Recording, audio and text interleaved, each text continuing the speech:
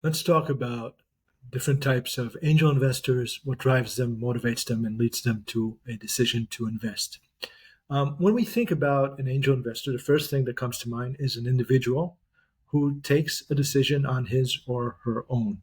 And there are many investors like that. Now, um, the motivations of an individual angel investors are not always purely financial. Sometimes they're interested in a certain technology. They want to connect it to a certain domain through your startup, or they want to just partake in entrepreneurship and the energy of startups and innovation. All that's great, but we should always assume that the main driver for making an investment is financial. So we need to understand what is the financial logic behind investing in startups as an angel. Well, it's very similar to the logic of a venture capital fund, meaning an angel investor wants to invest in many startups um, with the hope that at least one of them or a few of them will bring such an outsized return so as to justify the whole invested throughout the portfolio, knowing that most of the investments will fail or bring a return that doesn't justify the investment. So that is the logic. I'm assume that you're aware of it. Um, but of course, angel investors usually invest at the early stages, meaning they're able to take a bigger risk. They're also able to take a decision without doing the whole amount of due diligence that a venture capital fund will do. And ultimately, it's an individual taking a decision. So the human connection and interaction that you have with that investor will have a much greater impact. It always has a big impact, but much even greater than with other investors. It's very, very important.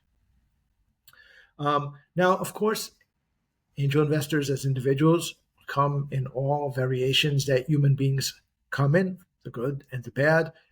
Some make bigger checks, some smaller, some invest more often, some not so often, not so frequently. But ideally, the investors that we want are investors that are professional, that know what they want, that invest regularly, and that can invest a meaningful sum. That also means that they are accredited.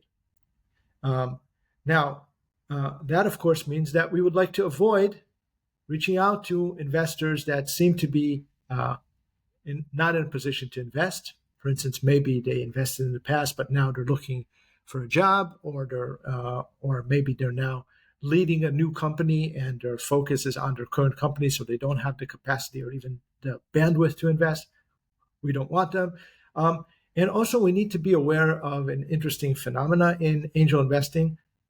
Angel investors are people that usually have experience. And since they have experience, they often want to advise and consult. The best of them can bring you a lot of value and experience alongside an investment. But there is kind of a continuum between investors that are more on the investing side and those that are more on the consulting side. For instance, there are a lot of investors that are more on the consulting side, meaning they will first want to have a relationship and consult a startup or be an advisor for a startup for a while before deciding to invest. And many startups are not interested in that kind of relationship. They only want the investment.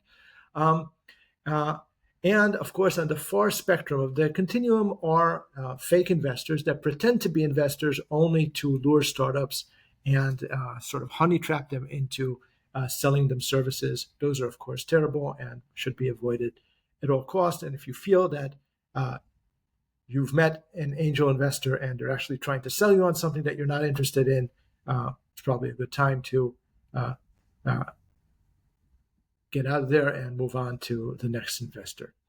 Um, so those are individual investors. Again, they come in different types, different shapes, different forms. We want the best ones, the most professional ones, the most active ones.